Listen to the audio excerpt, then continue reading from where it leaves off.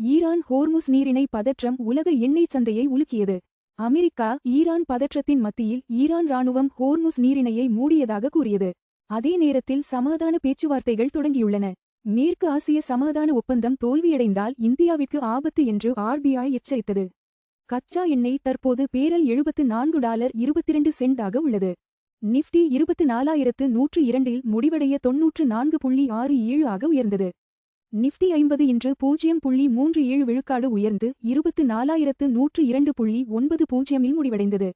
அதே நேரம் அமெரிக்க டாலர் 0.35 விழுக்காடு உயர்ந்து $94.67 ஆனது. சென்செக்ஸ் 76,802.90 இலும் நிஃப்டி வங்கி 57,685.75 இலும் நிலைத்தது. இடைக்கால வர்த்தக ஒப்பந்தம் பேசிட அமெரிக்க வர்த்தக தலைவர் இந்தியா வருகை. அமெரிக்க வர்த்தக தலைவர் இந்தியாவுக்கு வருகை தந்து இடைக்கால இருதரப்பு வர்த்தக ஒப்பந்தம் குறித்து விவாதிக்க உள்ளார். இது தொழில்நுட்பம் மற்றும் உற்பத்தி உட்பட பல துறைகளில் தாக்கத்தை ஏற்படுத்தும் என்று எதிர்பார்க்கப்படுகிறது. எஸ்மெக்களை நீண்டகால பங்காளிகளாக நடத்துமாறு ஆர்பிஐ கவர்னர் வலியுறுத்தல். ஆர்பிஐ கவர்னர் வங்கிகளை எம்எஸ்எம்இ நிறுவனங்களை குறுகிய கால கடன் வழங்குபவர்களாக அல்லாமல் நீண்டகால பங்காளிகளாக நடத்துமாறு கோரினார். இந்த அறிவுறுத்தல் இந்தியாவின் ஜிடிபியில் சுமார் 30 விழுக்காடு பங்களிக்கும் எம்எஸ்எம்இ துறைக்கு கடன் ஓட்டத்தை மேம்படுத்துவதை நோக்கமாக கொண்டுள்ளது. TCS Q1 FY27 முடிவுகளும் டிவிடெண்டும் ஜூலை 9 அன்று அறிவிப்பு.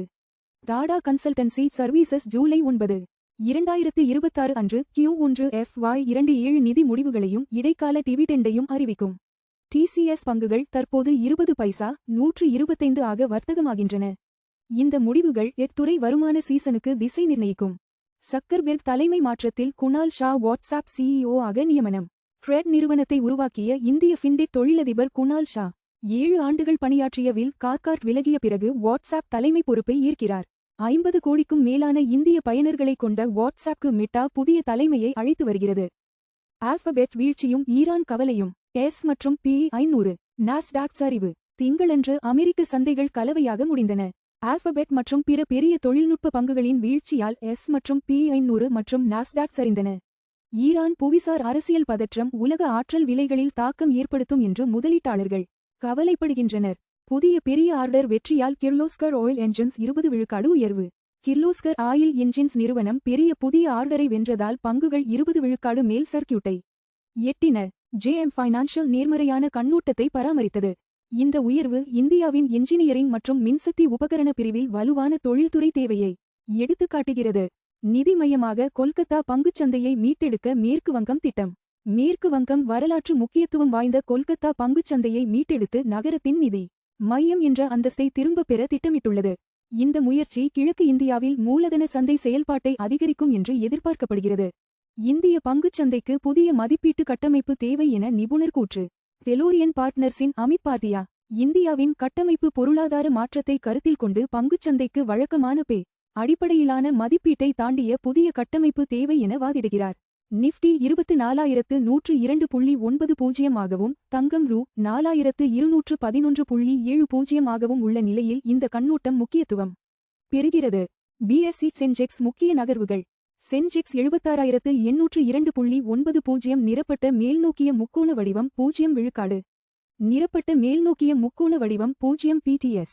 ரிலையன்ஸ் 1309.50 நிரப்பட்ட மேல்நோக்கிய முக்கோண வடிவம் 0 விழுக்காடு. TCS 2125.00 நிரப்பட்ட மேல்நோக்கிய முக்கோண வடிவம் 0 விழுக்காடு. HDFC வங்கி 779.80 நிரப்பட்ட மேல்நோக்கிய முக்கோண வடிவம் 0 விழுக்காடு. இன்போசிஸ் 1051.40 நிரப்பட்ட மேல்நோக்கிய முக்கோண வடிவம் 0 விழுக்காடு. SBI 1035.10 நிரப்பட்ட மேல்நோக்கிய முக்கோண வடிவம் 0 விழுக்காடு.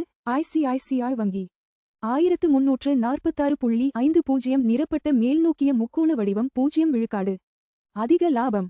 ரிலையன்ஸ் நிரப்பட்ட மேல்நோக்கிய முக்கோண வடிவம் 0 விழுக்காடு. அதிக நஷ்டம். ரிலையன்ஸ் நிரப்பட்ட மேல்நோக்கிய முக்கோண வடிவம் 0 விழுக்காடு. தங்கம் விலை நேரடி புதுப்பிப்பு.